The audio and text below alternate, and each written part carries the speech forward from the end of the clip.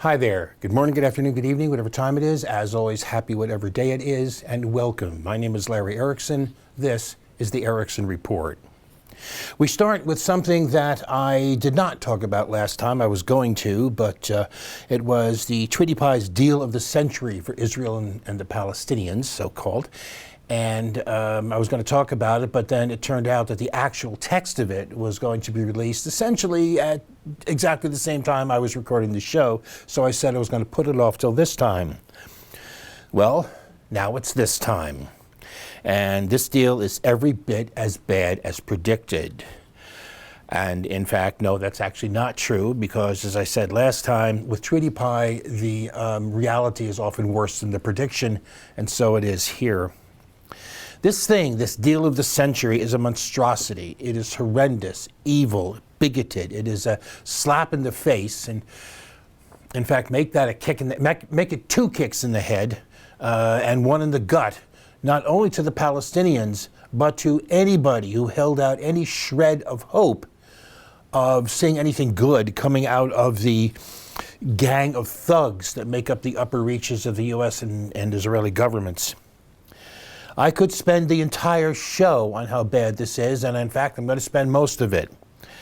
It not only shows just how bad the deal is, but it also reveals the not so much pro-Israel as anti-Palestinian bias that lies at the heart of not just Trumpian, but U.S. foreign policy in the region. Okay, how bad is this plan? We're going to start with a few quotes. Michael Link, he is the UN Special Rapporteur on the situation of human rights in the occupied territories.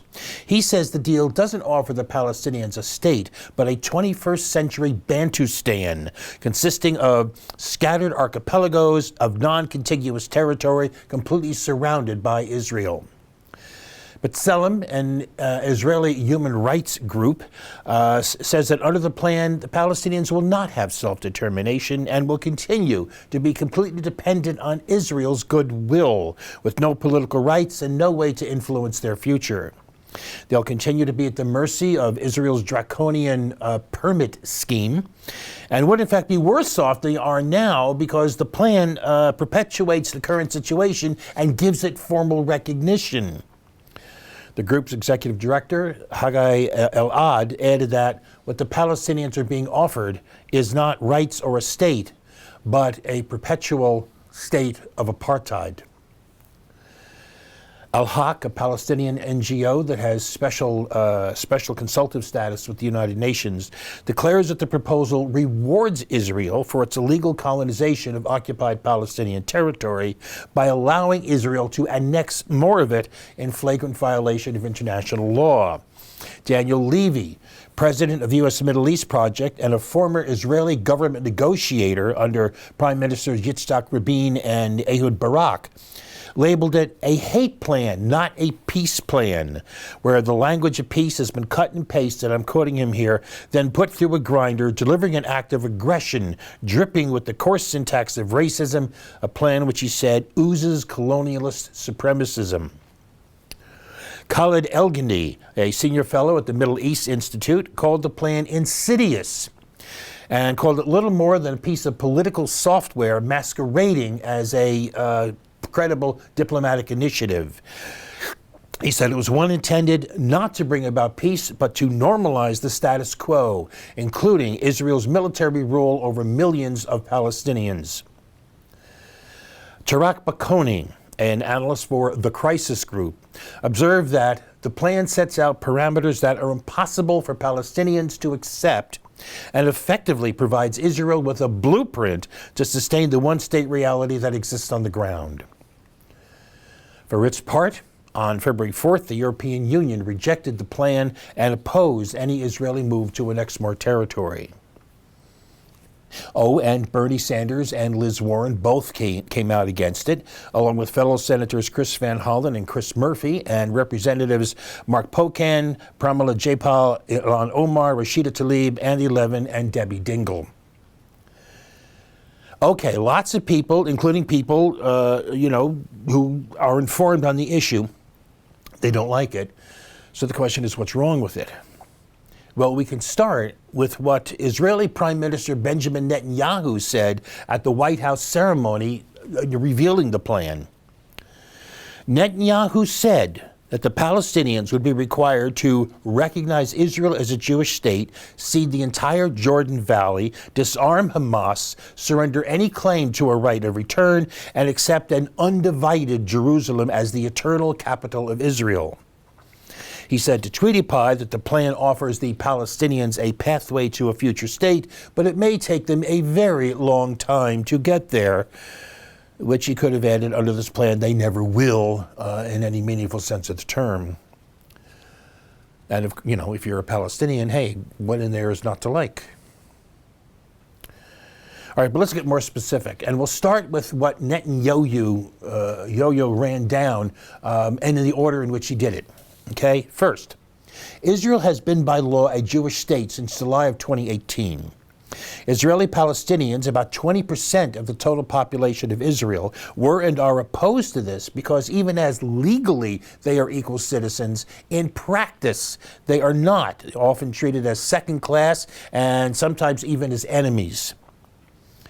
For the Palestinian Authority to accept that Israel is a Jewish state is seen as establishing that status into law. Kind of like an animal farm, everyone is equal, except some are more equal than others. Next, the Jordan Valley is the breadbasket of the West Bank and to a significant degree of Israel as well. Remember that in the classic 1967 borders, the ones people usually think of when they picture the West Bank extends to the Jordan River. Under this plan, the area for this state would not. Taking away that access to the Jordan River Valley means taking away Palestinian farmland and orchards. Now, the deal does allow for any Palestinian who already owns land in the valley to continue to use it, subject to Israeli regulations and leases as well as security requirements, which have already been used on a number of occasions in the past to simply seize Palestinian land in the West Bank. That is, the rights of these farmers are entirely subject to Israel's good intentions. Disarming Hamas, that's not even the half of it. The plan denies the Palestinians to any right to any military force or any military self-defense and requires not only disarming but disbanding any militant group. Laughably, the document says the Palestinians should be grateful for this because they are relieved of the burden of defense, because Israel will see to it. Against who it is the Palestinians would need defense is unclear unless, of course, you include Israel. Then there's the right of return. This is an intensely emotional issue among Palestinians, a notion of returning home, similar to the dream of next year in Jerusalem for the Zionists in the late 19th and early 20th centuries. The Israelis have known for some time, and Palestinian leaders have made it clear for some time, that a negotiated Palestinian right of return could be limited and mostly symbolic, but demanding it be given up entirely. In fact, the text says, and I'm quoting, "There shall be no right of return by or absorption of any Palestinian refugee into the state of Israel." To demand they give it up entirely is beyond what Palestinians could possibly accept. And again, and this is important, the Israelis know it. Jerusalem. Now, as other people have noted before, it's a remarkable city in that it is important in three major religions: Judaism, Christianity, and Islam. The Palestinian desire to have a capital in Jerusalem is every bit as strong as that of the Israelis. To declare Jerusalem to be all Israeli territory, with Muslims getting to their holy sites there only by permission of Israeli authorities, is for the Palestinians a non-starter. To understand why, you only need to think back to the years when Israelis could not get to the Wailing Wall because it was in what was then part of Jordan, and the emotional intensity among Jews when they gained access to it in the wake of the 1967 war. On the other hand, don't worry. The plan says that the capital of this proposed Palestinian state could be in East Jerusalem. No, not in Jerusalem, but close to it, and even helpfully suggests that it be named Al-Quds, which is the Arabic name for Jerusalem. which apparently is supposed to make, it's okay, oh, your capital's in Jerusalem, what do you care? Finally, we come to the centerpiece of this trash, a proposed Palestinian state, except that it isn't even a state. It is, as already noted, a 21st century Bantustan. Even that barely describes it. This is not a state, it's an unstate. Here's a map of this proposed unstate. Connecting the various communities are segregated Israeli and Palestinian roads, much as exists now in the West Bank. The blue circles with the arrows, they indicate tunnels and bridges connecting various areas of this unstate, the most prominent being a tunnel between the West Bank and the Gaza Strip. The brownish green circles, if you can see them, mark off Israeli settlements within the bounds of the state, but which will remain under Israeli jurisdiction and control and have access roads to get to them. Someone described this unstate as looking like a very gerrymandered congressional district, but it's worse than that. This close-up of an area, sort of more or less centered on Jerusalem, starts to give an awareness that, unlike the most gerrymandered congressional district, this unstate is not even one contiguous territory. In fact, Ben Silverstein, digital director of J Street, which describes itself as a liberal pro-Israel lobbying group, Ben Silverstein said the shading of this map actually gives a very generous notion of the state, and that this map actually gives a truer picture of what that state would look like. When the UN's Michael Link called it scattered archipelagos, he was not exaggerating. And I'm going to leave that one up for a while, let this sink in. How anyone could even pretend that this is a serious proposal for a Palestinian state is incomprehensible, except perhaps for the accomplished liars like Tweety Pie and Netanyahu. Under the deal of the century, this unstate has no external borders, no right to defend its security, no geographic basis for a viable economy, no freedom of movement. Israel will control all security, all territorial waters, all international crossings, and can even maintain a permanent naval blockade. And in case you thought they missed something, the text stipulates that, quoting, solely as determined by the state of Israel will rely on blimps, drones, and similar aerial equipment for security purposes. In other words, this unstate doesn't even control its own airspace and can be freely spied on by the Israeli military. And if all that wasn't enough, this glorious unstate of Palestine only comes into being if a series of preconditions are met, including an array of legal, political, fiscal, and security reforms, with Israel being the sole arbiter of whether or not those conditions have been met. Bizarrely, but I expect unsurprisingly, by the way, the only place in the whole document where human rights are mentioned is part of a requirement placed on the unstate of Palestine. And even if those preconditions were ever met under this plan, you'd wind up, again, with an unstate where Israel not only controls the land, sea, air, and security, Israel also controls foreign policy, as the unstate of Palestine would be barred from entering into treaties and would require Israel's permission to join any international organization. In fact, Israel even controls the immigration. Now, I expect that Jews anywhere in the diaspora have a right of return to Israel. But under this agreement, not only would Palestinians have no right of return to Israel, they'd have no right of return to the unstate of Palestine. The text says, quoting, the rights of Palestinian refugees to immigrate into the state of Palestine shall be limited in accordance with security arrangements and regulated by various factors, including increased security risk to the state of Israel, resulting from there being more Palestinians around. Put another way, the very existence of Palestinians is to be regarded as a threat to Israel, and so, of course, the more of them around, the greater the threat, QED. On the other hand, let's be fair. Israel wants to help with immigration to the unstate of Palestine. One provision of the deal of the century is for a land swap that would take the so-called triangle area of central Israel, now heavily populated by Palestinian citizens of Israel, and shift it to the new unstate. thereby reducing the number of non-Jews living in Israel, a long-standing dream of the Israeli right wing that is backing Netanyahu. And even if after somehow surrendering, capitulating far enough to meet all these requirements, if after all that Palestinians still had cause to feel that Israel was somehow violating their human rights, they could do absolutely nothing about it.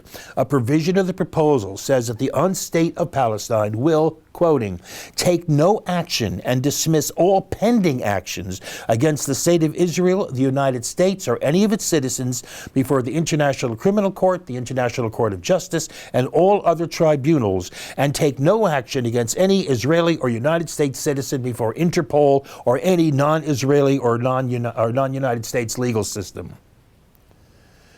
Quick sidebar here relative to this. The International Criminal Court is being dragged, somewhat against its will, but it is being dragged towards conducting an investigation into alleged war crimes committed against Palestinians in the occupied territories.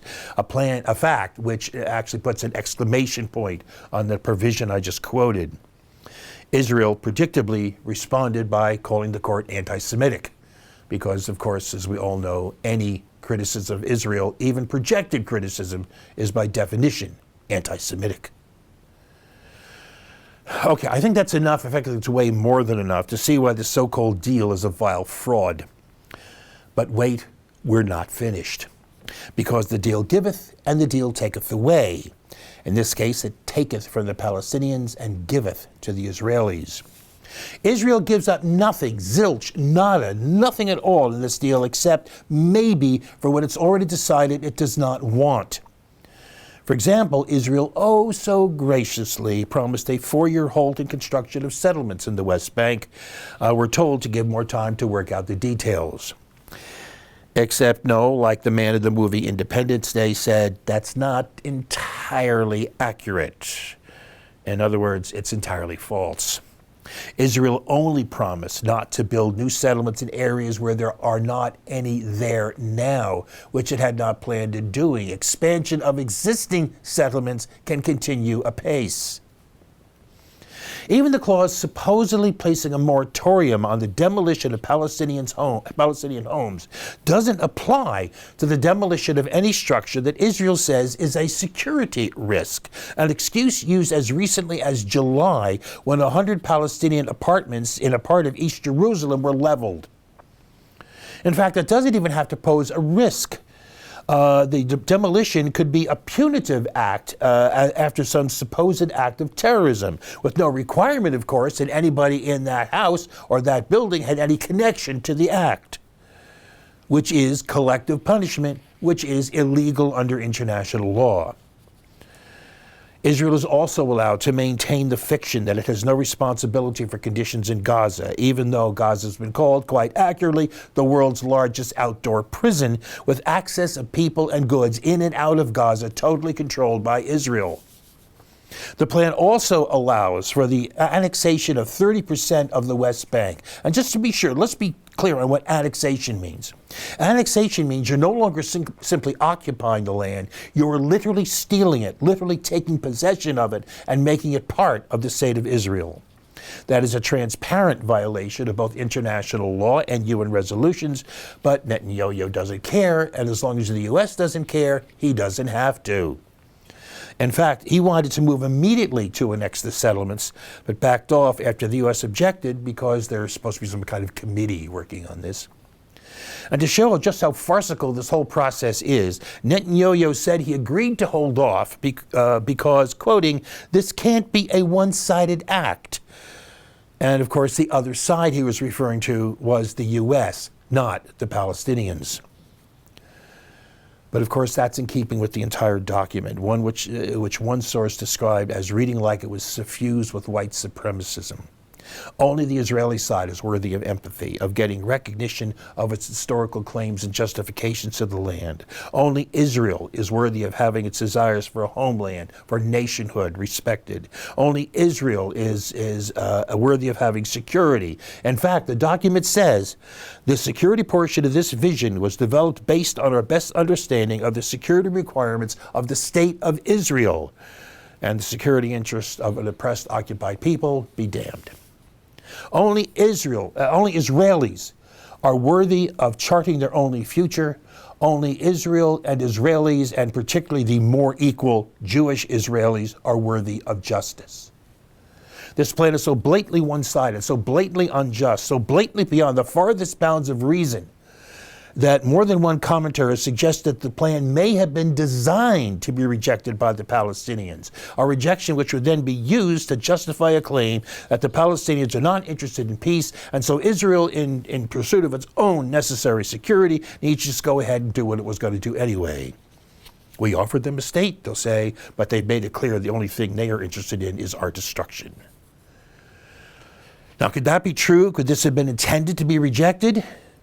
Absolutely, because we have seen this game before, and we'll get to that after the break.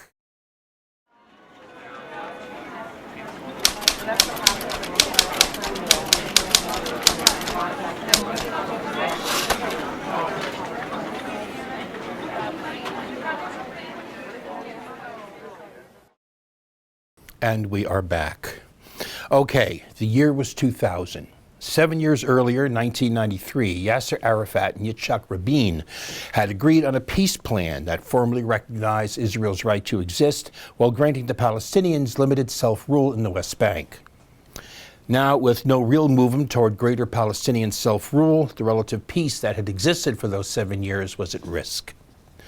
Bill Clinton wanted to meet with then Israeli Prime Minister Ehud Barak and Arafat. Arafat was reluctant, thinking nothing would come of a meeting and that a failure would be worse than doing nothing at all. But Clinton convinced Arafat to come by promising him there would be no recriminations.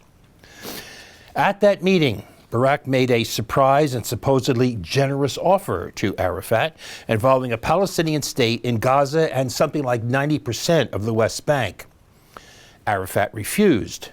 The talks broke down, and Clinton returned to Washington and, despite his promise, denounced Arafat for the talks' failure. And thus, it was said, Arafat's true face was revealed, that of a man determined not to make peace with Israel.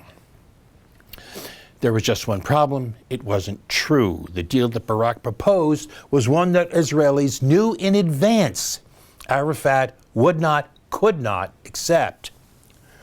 For one thing, the 10% of the West Bank that was not part of this Palestinian state would be occupied by Israeli security corridors connecting outposts and settlements, which would have sliced the West Bank into a series of disconnected pieces, with Palestinians needing the permission of the Israeli military to get from one part of their country to another. And it required completely relinquishing the right of return, even though, again, Israel knew even then that it could have been a negotiated, limited, almost symbolic return, but they insisted it be given up entirely. In other words, this generous offer was nothing but a propaganda ploy denied to head off the possibility of a settlement. And as subsequent events have shown, it was one of the most successful PR coups of all time. And now we are seeing a rerun, a supposedly generous offer known in advance to be unacceptable, intending to use its rejection as justification for continued oppression. One person said that the real threat to peace is not whether the Trump plan will fail, but whether it will succeed. And the truth is, I'm not sure which of those two outcomes is worse. And I say this, knowing that it's not my life in the line and not my decision to make. But I still have to say that it seems to me that if you're going to go down either way, you might as well do it as the bull in the ring rather than the pig in the abattoir. Now, I'm going to stop there, except for one revealing footnote, which I'll get to in a second. Next time, I intend to spend some time looking at U.S. media reactions to this ripoff of the century. Reactions will tell us a lot about the way the political and media establishment in the U.S. view the world. But the footnote. On February 9th, the Israeli government instituted a blockade on Palestinian agricultural exports through Jordan. Trucks loaded with agricultural produce were stopped by quickly erected barriers and then turned back.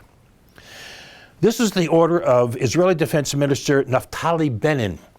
What happened was that on February 2nd, Palestinians ceased importing goods from Israel, so he said this is payback.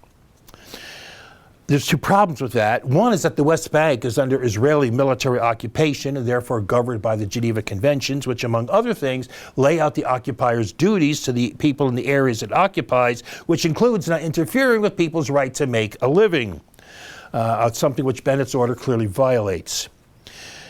And he did it. He said, supposedly, in other words, what's happening is that he did it because he said he was totally outraged that people would boycott Israel for its human rights abuses, so he responded with human rights abuses.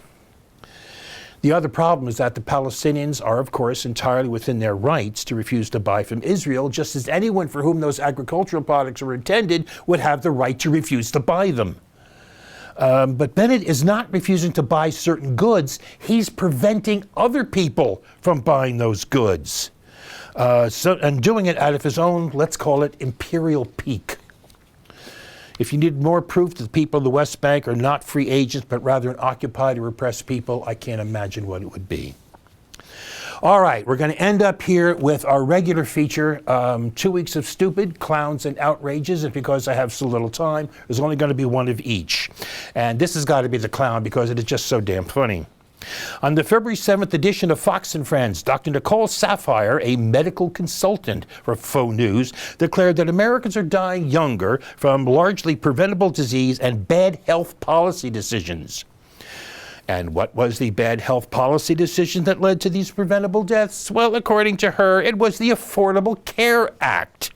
Because by enabling more people to have health insurance, it, quoting, took away the incentivizations for good behavior choices. Because, yes, having better access to health care is bad for you. What a clown. By the way, the decline in life expectancy was caused by increases in drug overdoses and suicides, not heart disease, contrary to what doctor, really? Dr. Saphier suggested. All right, moving on to the outrage. Living in a sea of outrages, I chose this one because it has gotten, I think, too little attention. In 1997, something called the Ottawa Process led to the Mine Ban Treaty, an agreement to ban landmines, which are notoriously indiscriminate and persist to injure and maim people long after the conflict in which they were used has been over. It went into force in 1999. Today, 164 nations are part of the treaty. Despite helping to develop it, the U.S. is not among the signers. However, in September 2014, the Obama administration announced a commitment to not use anti-personnel mines anywhere outside of the Korean Peninsula and to not assist, encourage, or induce other nations to use, stockpile, produce, or transfer anti-personnel mines outside of Korea. This came 3 months after the U.S. forswore future production or acquisition of such mines. So while the U.S. was not a signatory to the treaty, it had still taken a long step towards getting to it. But on January 31st, the Twitty Pie White House reversed the directive, allowing combatant commanders to use anti-personnel landmines anywhere the operational context allows. It's attached to a claim that they're necessary because not using them could place U.S. forces at a severe disadvantage. Despite the fact the U.S. has not used such mines since 1991, has not exported them since 1992, has not produced them since 1997, and has destroyed millions in its stockpile. Look, I'm going to cut it off there because I know I'm running out of time. There's a little more that I could have said about landmines, but the whole point is that it is such an inhuman, immoral outrage in order for us to say we're going to go back to using this weapon of war, which 164 nations have said that they will not. And what makes this especially outrageous in my mind is that you know damn well that one of the reasons this was done is because it was reversing an Obama era directive. And it often seems like Twitty Pie is determined to make things such that the Obama administration never happened. That's it. I'm going to quit there. We're done. We're out of here. We will see you in 2 weeks. Have the best 2 weeks you can. Peace.